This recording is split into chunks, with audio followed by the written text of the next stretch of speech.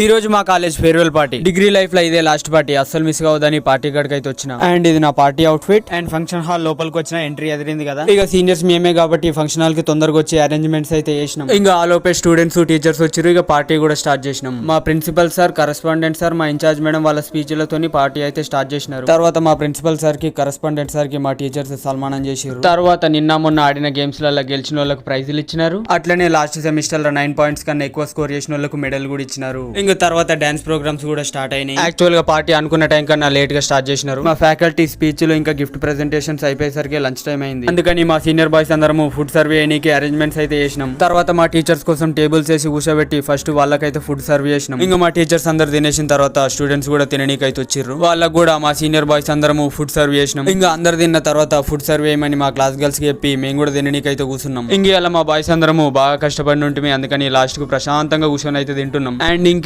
డాన్సుల గురించి, గ్రూప్ ఫోటోల గురించి, ఫేర్వెల్ పార్టీలో జరిగిన ఎమోషనల్ మూమెంట్స్ గురించి, ఇంకా కొన్ని వేరే విషయాల గురించి నెక్స్ట్ పార్ట్ లో అయితే చెప్తా. So stay tune.